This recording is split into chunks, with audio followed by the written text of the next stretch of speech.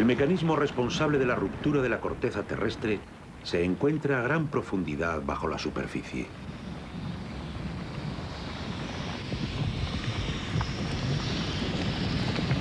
Se trata de las poderosas fuerzas que pliegan y dan forma a los continentes.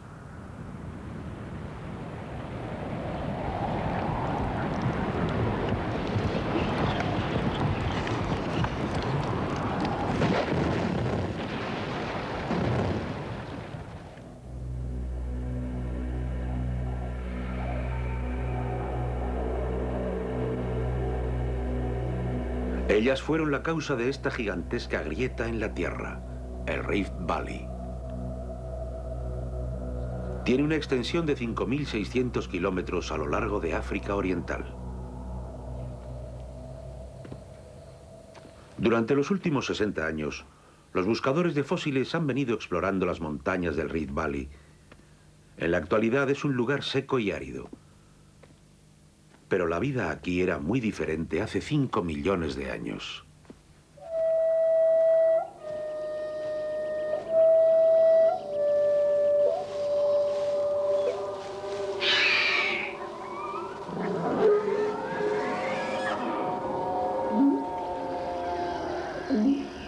Era un lugar indómito y salvaje. En su paisaje abundaban lagos y ríos, húmedas selvas y llanuras.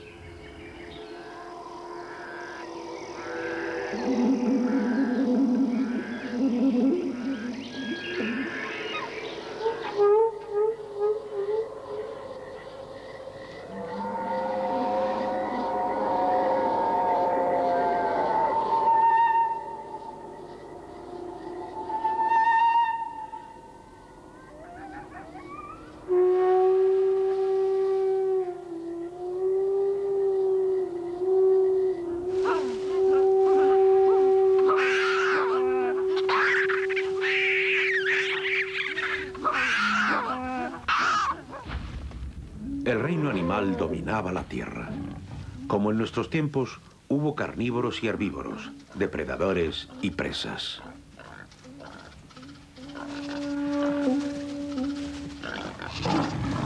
Existieron grandes felinos, aún mayores que los actuales.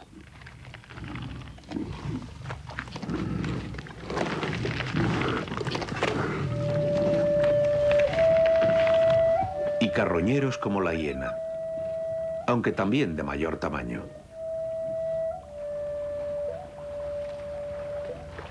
Muchos podrían ser reconocidos con facilidad a través de sus parientes cercanos que viven en la actualidad.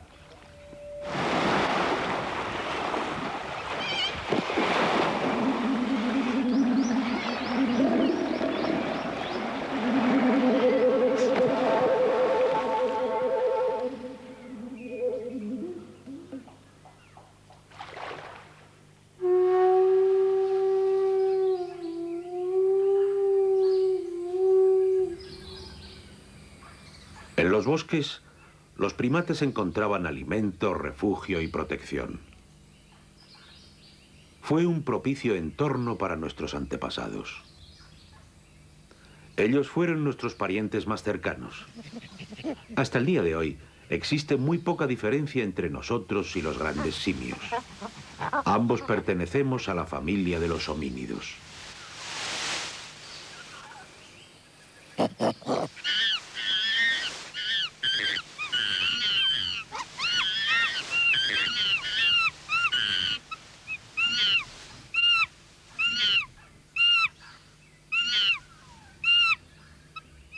Los chimpancés son como nuestros primos. Compartimos el 98% de nuestros genes.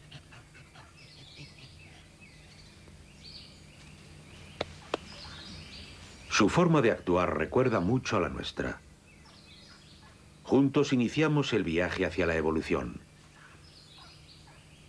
Pero algo se interpuso entre nosotros. Las violentas sacudidas de la Tierra derribaron la cadena de montañas que orlaban el Rift Valley y crearon nuevos hábitats.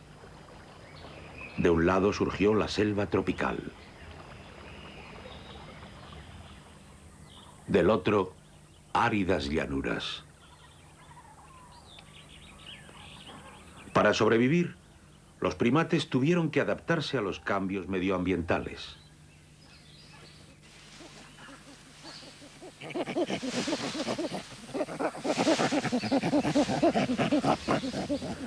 Hace 5,5 millones de años, algunos de estos primates intentaron algo tan espectacular y novedoso que cambió el curso de la historia. Como un niño que da sus primeros pasos, nuestros antepasados intentaron ese milagroso acto de guardar el equilibrio, mantenerse erectos y andar.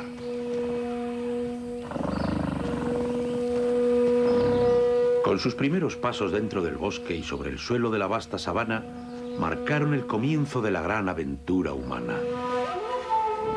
Algunos de estos pasos quedaron grabados de una forma singular.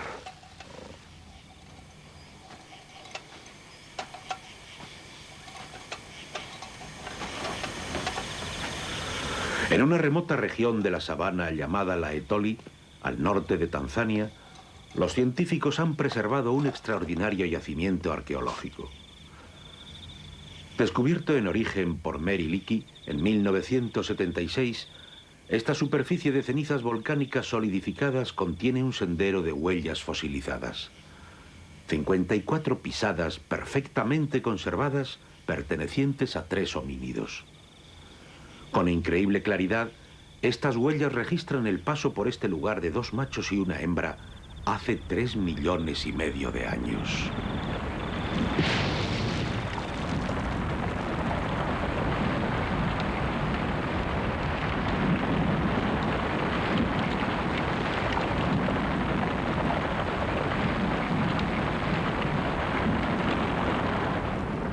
Esa lejana noche un volcán hizo erupción, arrojando rocas fundidas y cubriendo el paraje con una fina capa de cenizas.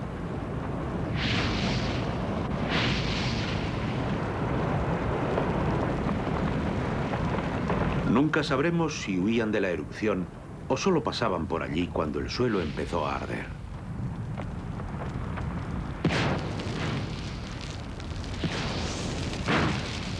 Pero sí sabemos que el segundo macho iba detrás, porque pisaba las huellas del primero difuminándolas.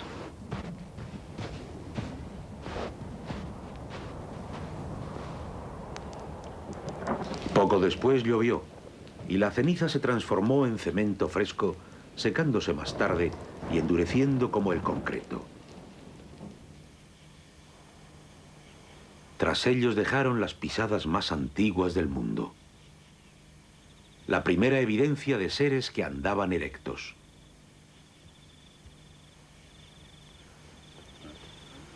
Es casi seguro que las criaturas que las originaron fueron australopitécidos o monos del sur, miembros de la familia de monos y humanos conocida como homínidos.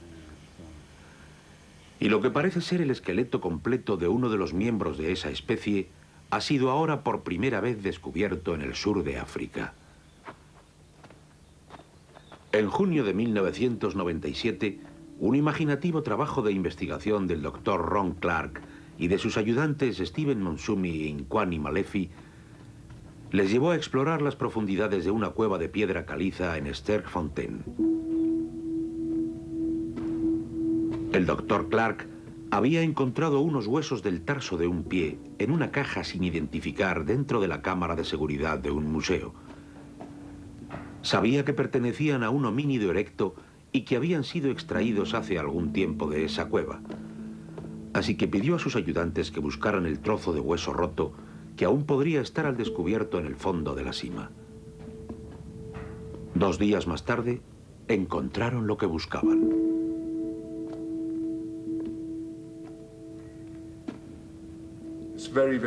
Es de veras emocionante. Es el cráneo completo de un australopiteco. Nunca antes se había hecho un descubrimiento como este. Este es el primer homínido adulto completo que jamás se ha encontrado. Y lo que hace aún más emocionante a este descubrimiento es que aquí está el resto del esqueleto. Gran parte de él se encuentra bajo roca sólida, así que tendremos que excavar para extraerlo. Esta es la parte inferior del fémur, o hueso del muslo, la tibia o espinilla, el peroné, y este es el radio o antebrazo.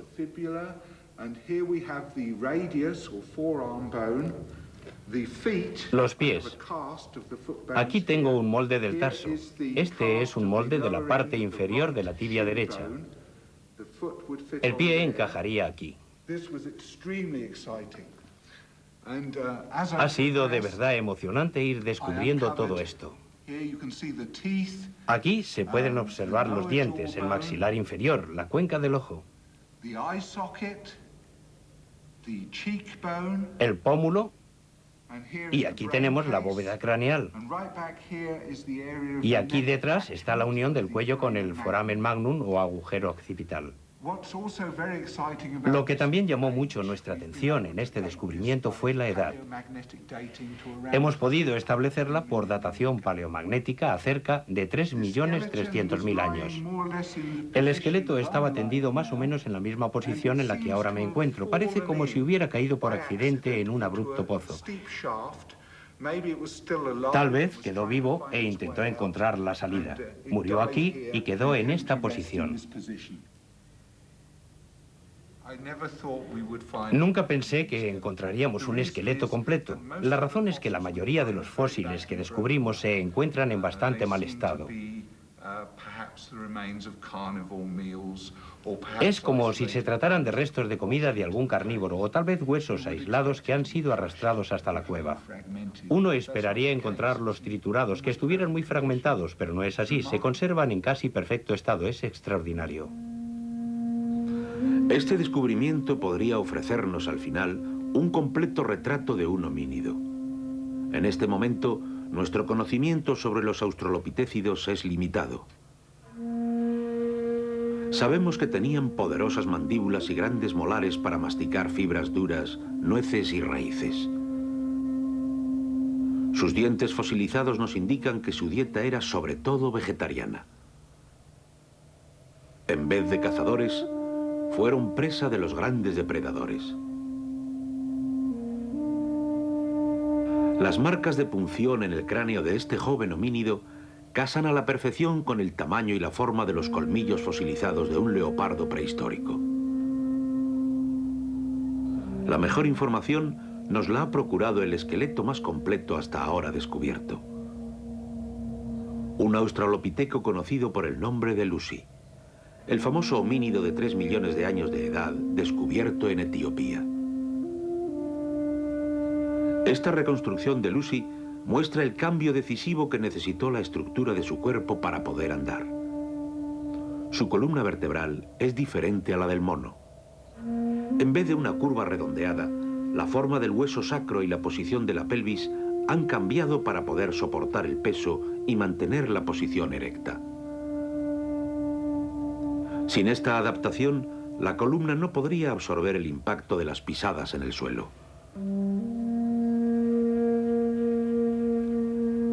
Su cerebro era pequeño, no mucho más grande que el de un chimpancé.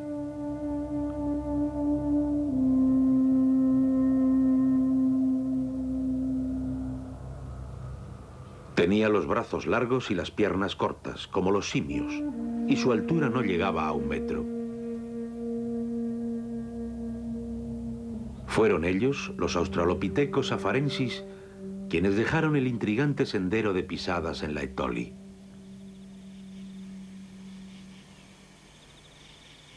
Los científicos renovaron sus esfuerzos para proteger estas primeras señales de marcha bípeda. Consideraban que la aventura humana comenzó aquí. La escasa evidencia permanece dispersa, sin ningún claro eslabón que conduzca al Homo sapiens. Tendemos a creer que descendemos de los homínidos por línea directa.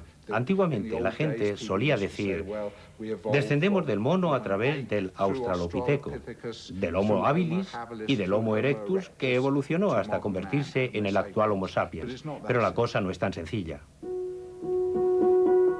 Más que una descendencia directa del mono, nuestro árbol genealógico muestra una enmarañada línea sucesoria.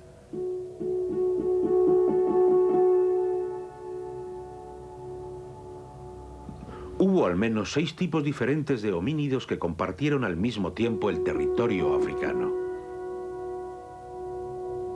Algunos fueron australopitécidos, más parecidos al mono que al hombre. Otros pertenecían a un grupo al que llamamos Homo, más humanos que simios. Con el tiempo, un nuevo individuo surgió de esa maraña. El Homo ergaster, el trabajador. Alguien a quien podemos por fin considerar como nuestro más directo antepasado. Nos dimos cuenta que este chico debió ser muy grande, muy alto, porque no habiendo terminado aún el desarrollo de la cabeza del fémur, sus piernas continuarían creciendo. Este hueso es grande comparado con mi pierna, por ejemplo. Si lo comparamos con mi propio fémur, y yo mido algo más de 1,83 m, tendrán una idea de la estatura que tenía este chico a los 12 años. Cuando los trajimos del suelo, pudimos apreciar la solidez del hueso al observar su sección transversal. En la vida cotidiana, cada esfuerzo que se aplica al esqueleto queda registrado en el hueso y este responde aumentando la capacidad ósea, si la persona se mantiene activa, y la disminuye en caso contrario. Así que los huesos contienen un archivo con la historia de las actividades que un individuo desarrolla durante toda su vida. Al estudiar estos, supimos que eran de personas de fuerte complexión, mucho más resistentes que la población humana moderna.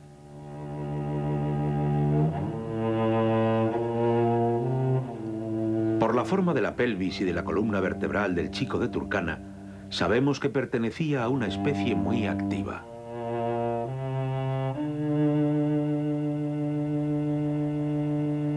Y por el tamaño de la cavidad craneal, sabemos que eran inteligentes. Cuando aquel alto y esbelto pueblo plantó pie en las llanuras de África, supo con su perspicaz inteligencia sacar partido al mundo que le rodeaba.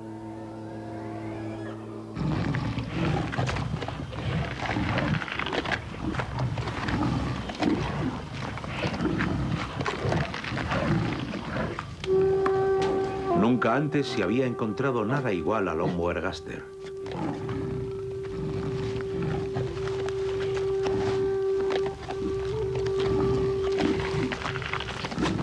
Su aspecto físico y costumbres les convirtieron en una especie pionera. En ellos se observa el comienzo de un estilo de vida más parecido al humano.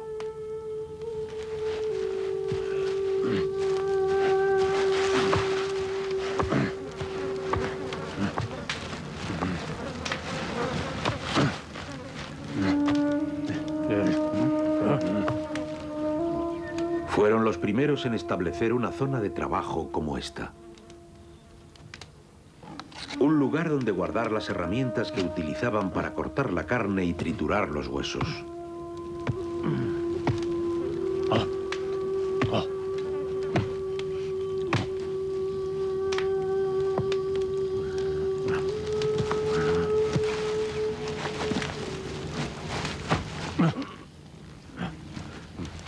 Sabemos por los fragmentos de huesos encontrados junto a útiles de piedra que sistemáticamente recogían cadáveres de animales muertos y los llevaban a un lugar central.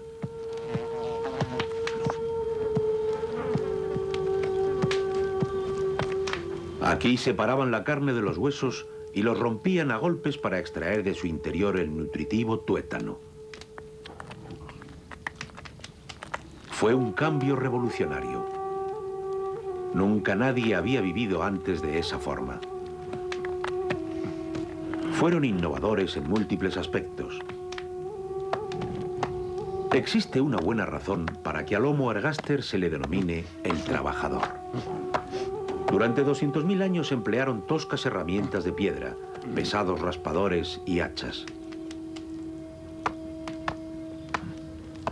Pero entonces, en un rasgo de genialidad, inventaron una nueva forma de fabricar sus herramientas, el estilo achelense, que se utilizaría durante más de 1 millón de años. Propias del estilo achelense fueron las grandes hachas de mano y los cuchillos de carnicero, fabricados con lascas pulidas por ambas caras hasta formar un cortante filo.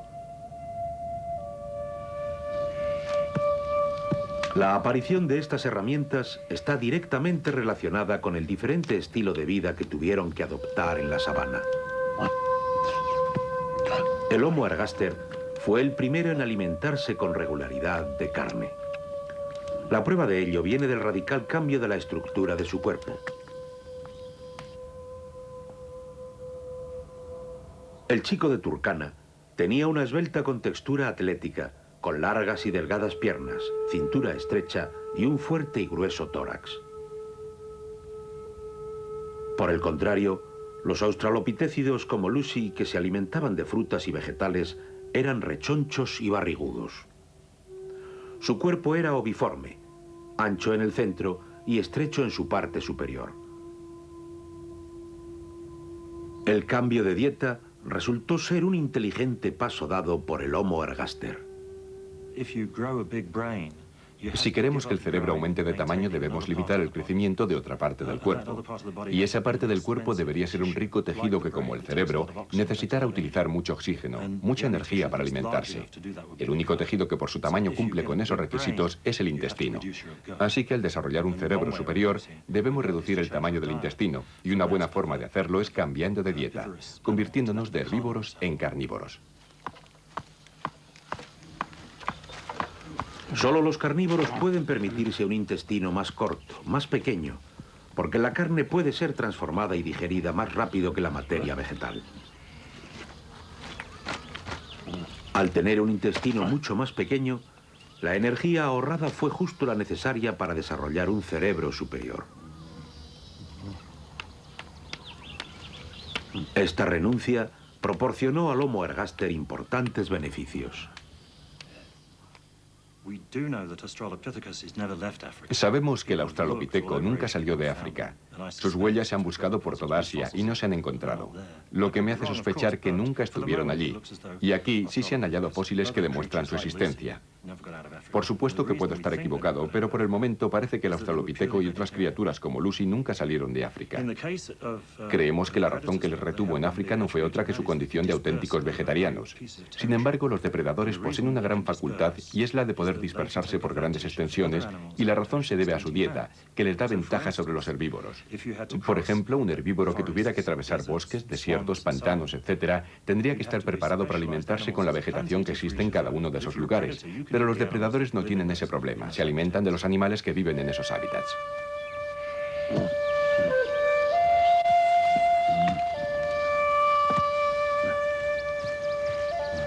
La carne procuró al Homo ergaster facilidad de movimiento. Al no depender más de los frutos y vegetales de cada estación, como es el caso de los australopitécidos, el Homo ergaster pudo perseguir a sus presas. Así fue como iniciaron su primer viaje fuera de África. Hace 2 millones de años, el Homo ergaster emigró al norte del Gran Rift Valley y, literalmente dicho, llegaron donde nunca nadie había llegado antes. A través de Oriente Medio se fueron extendiendo por el Viejo Mundo. Viajando hacia el oeste, llegaron a Europa. Por el este, alcanzaron la China y llegaron a Asia por el sureste. Para ese momento, el Homo ergaster ya se había transformado en una nueva especie, el Homo erectus. Durante muchos años, algunos científicos creyeron que el Homo erectus había ido evolucionando aislado en cada uno de esos lugares hasta transformarse en el Homo sapiens, y que durante más de 2 millones de años fueron gradualmente adquiriendo las diferencias regionales de piel y color del cabello que caracterizan a los modernos humanos. Sin embargo, la ciencia genética cuestionó su punto de vista. Cuando los científicos examinaron los genes de los diferentes pueblos, encontraron una extraordinaria similitud entre todos ellos. ¿Cómo, estando separados por tan enormes distancias, pudieron los miembros de una misma especie evolucionar durante millones de años y continuar siendo casi idénticos genéticamente? No tiene sentido. Debe ser otro el origen de los genes que todos los Homo sapiens compartimos, un punto a partir del cual iniciamos juntos nuestra común aventura.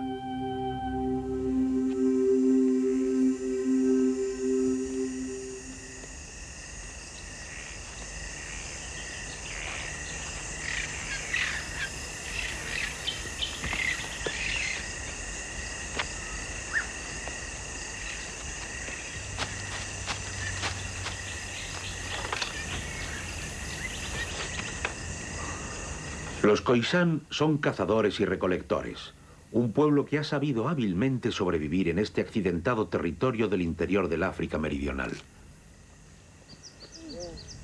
Viven en su mayor parte de la caza, la miel, las raíces y los frutos de las plantas.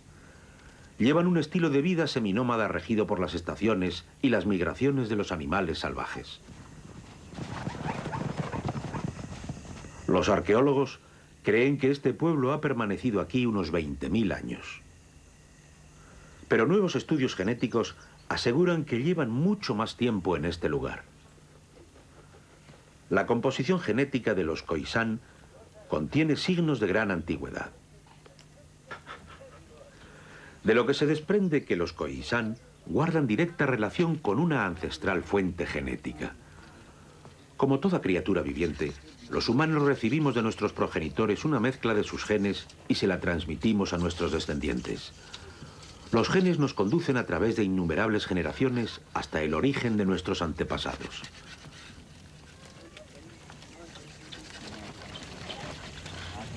Si analizamos la población actual, es en los Khoisan donde se encuentra concentrada la mayor mezcla de antiguos genes humanos. Esto nos lleva a una sorprendente conclusión. África debió ser el lugar donde comenzó su aventura la ancestral tribu humana. Cada uno de nosotros encontraría en ella sus orígenes. Los lazos que unen a la humanidad son mucho más estrechos de lo que imaginábamos. Dejemos a un lado las diferencias superficiales como el color de piel, el tipo de cabello y la apariencia física, y no hay duda de que todos somos miembros de la misma familia. Las investigaciones genéticas también nos dicen que la aventura humana comenzó en África hace unos 200 o 300.000 años. Sugieren que al menos hubo dos grandes corrientes migratorias que partieron de África. La primera tuvo como protagonista al Homo ergaster, hace 2 millones de años. Nosotros les seguimos mucho más tarde en una segunda oleada. Hace 130.000 años, una nueva especie, el Homo sapiens, abandonó su África natal. Si es cierto lo que dicen los estudios genéticos, no hay duda que debe existir evidencia fósil que apoye su teoría. Pero en su lugar nos encontramos con monstruosas criaturas que recorrieron las llanuras de África entre la época del Homo ergaster y la llegada del Homo sapiens. Bobo y Kabue. Las grandes protuberancias supraorbitales y las enormes cuencas de sus ojos hacen que estos homínidos no tengan ninguna relación aparente con nosotros. Existen algunos cráneos de ese periodo que parecen apuntar en la dirección correcta. El del hombre de Al-Zutilla muestra una frente más amplia y el de Jebel Irhoud unas protuberancias supraorbitales más pequeñas y el comienzo evolutivo de la cavidad craneal. Pero hasta el momento no hemos encontrado el fósil decisivo que nos vincule a nuestro más probable antepasado, el Homo ergaster.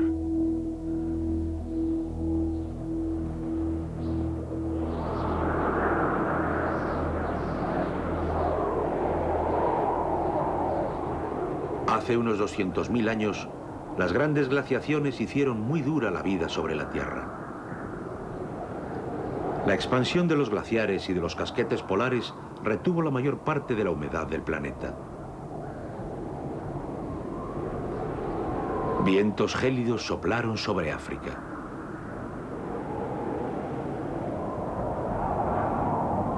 Los ríos y los lagos se secaron. Las reservas de alimentos se agotaron.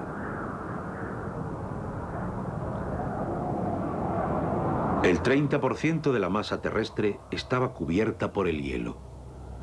Los desiertos se fueron extendiendo y bloquearon durante 50.000 años la puerta que comunicaba África y el Oriente Medio. Los primitivos humanos quedaron atrapados en aisladas zonas del centro de África. El resto de las especies había desaparecido. El Homo ergaster y el australopitécido ya no existían.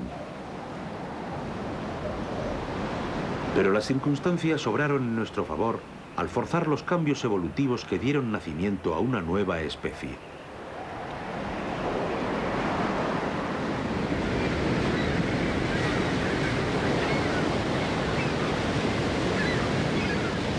Desde la desembocadura del río Cleinsea, en la punta más meridional de África, dirigimos la mirada hacia la Antártida sobre las olas del Gran Atlántico Sur.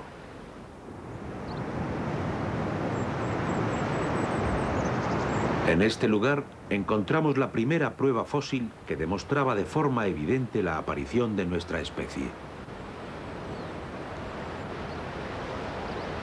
Los primeros hombres modernos vivieron a lo largo de esta orilla hace 120.000 años.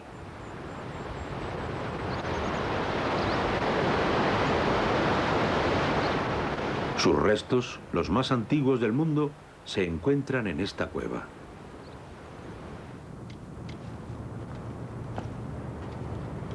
Durante los últimos 15 años, el profesor Hilary Dicken ha estado sacando a la luz una escena de la vida íntima de estos pobladores.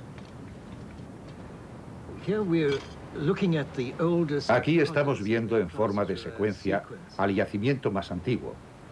Sobre esta superficie plana se han ido acumulando toda clase de hallazgos arqueológicos. De este estrato inferior hemos extraído unos maxilares, la mandíbula superior de dos individuos. Una parece haber pertenecido a un joven varón y la otra a una anciana. Este es un frontal humano. Aquí se aprecia la órbita. Esta es la cuenca del ojo y esto es parte del hueso nasal.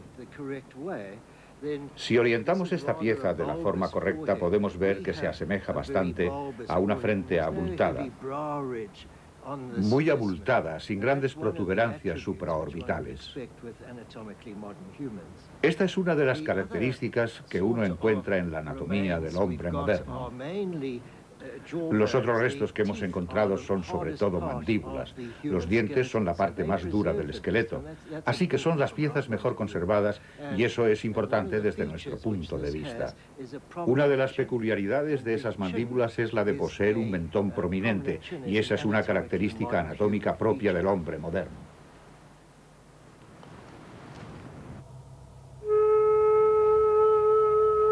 Los primeros hombres modernos de África meridional, como el hombre de Taimplas, fueron cazadores-recolectores.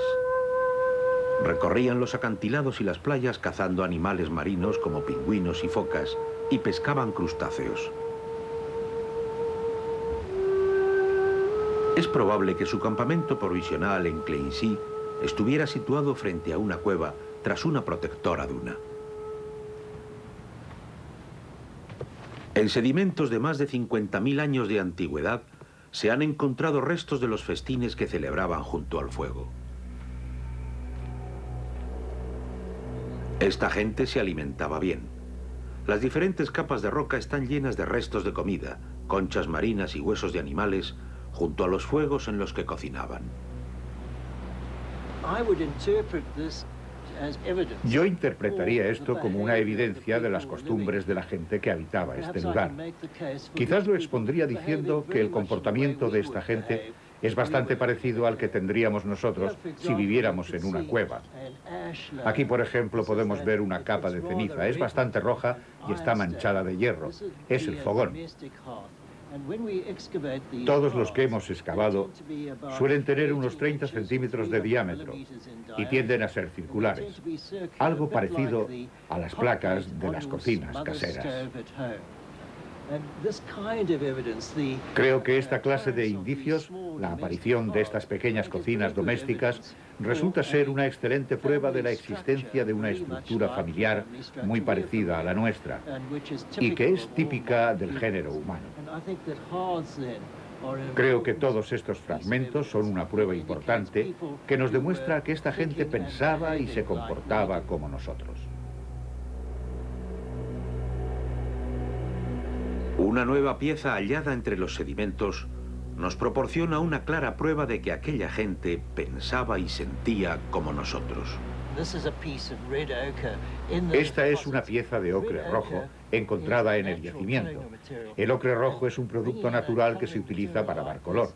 Descubrir que utilizaban un colorante como este sugiere que la vida de esa gente estaba acompañada por el empleo de símbolos.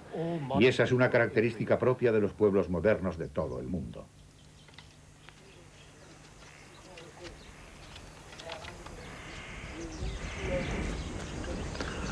Ha sido aquí, en África Meridional, donde al fin nos hemos encontrado cara a cara con los rasgos que identifican y definen a nuestra especie.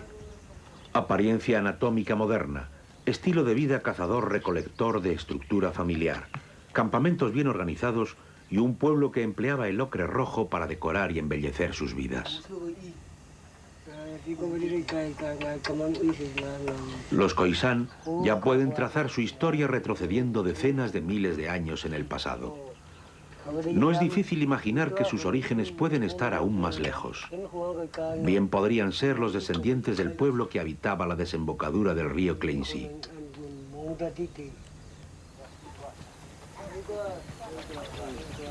Todo esto nos dice a voces que este es el lugar donde se originó el Homo sapiens. Que fue en África donde tuvo lugar la evolución que dio origen a una nueva especie y a una nueva inteligencia.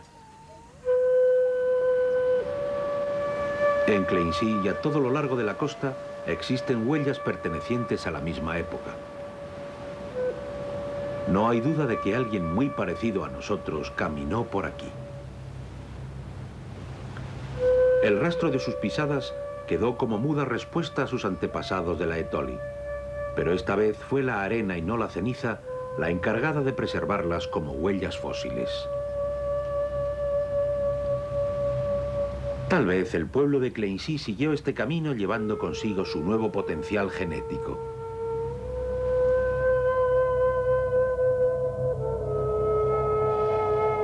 En su desplazamiento hacia el norte, debieron pasar junto al lago Turkana, en Kenia, porque allí dejaron su huella genética. Hoy vemos cómo la gente de Turkana pesca en estas saladas aguas. Forman parte de una antigua tribu cuyo territorio ocupó una amplia zona que se extendía por el norte hasta llegar a Etiopía. Los genes del pueblo de Turkana muestran su estrecha relación con el primitivo grupo de Homo sapiens que emigró de África.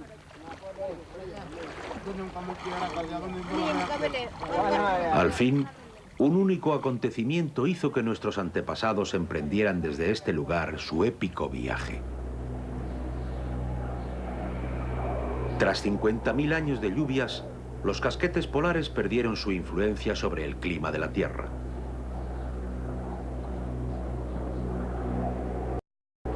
Hace cerca de 130.000 años, un clima cálido y húmedo transformó los intransitables desiertos del norte de África en grandes praderas y bosques interminables. La puerta que impedía al Homo sapiens salir de África se abrió de par en par. Los animales herbívoros emigraron siguiendo los nuevos y frescos pastos. Nuestro antepasado, el hombre moderno, siguió tras ellos. Aprovechando su gran habilidad para la caza y la comunicación, fueron trasladándose despacio hacia el norte. El viaje que nos sacaría de África había comenzado. Llegaron hasta el río Omo, en Etiopía. Una importante pista hallada en la región confirma que este fue uno de los caminos seguidos por el Homo sapiens, la ruta que a través del Gran Rift Valley conduce a la cuenca del Nilo. Este hombre de Homo Kabish tiene los rasgos característicos de un hombre moderno. Su antigüedad, estimada en 130.000 años, le sitúa en el momento y lugar preciso que siguieron nuestros antepasados en su camino hacia el norte. El llamado explorador y su pueblo siguieron el valle del Nilo en su viaje desde África.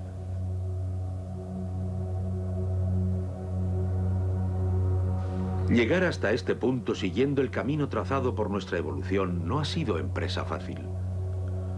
Nuestro vínculo con los primitivos homínidos como Lucy y los australopitecos es muy confuso. Es tan solo nuestro parecido con el Homo ergaster lo que nos hace ver claro en él a uno de nuestros antepasados. Pero el eslabón que nos une al Homo ergaster aún continúa perdido. Durante milenios, extrañas criaturas fueron surgiendo y desapareciendo, nuevas especies que no lograban adaptarse. Pero al fin, en las cuevas del río Kleinsee, en el sur de África, encontramos la especie a la que pertenecemos, el Homo sapiens, el hombre moderno. Para entonces, todas las otras especies de homínidos erectos que vivían en África habían desaparecido. Nosotros éramos los únicos supervivientes. En su viaje desde África hasta el actual Estado de Israel, el explorador y su pueblo iban a protagonizar un sorprendente encuentro.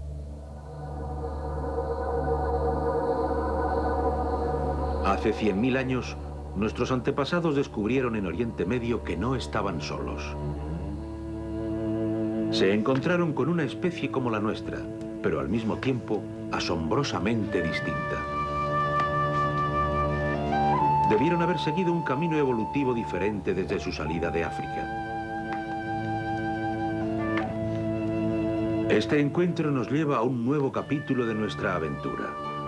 Iremos en busca de ese misterioso pueblo que habitó las inmensas superficies heladas de Europa durante el período glacial. Los neandertales.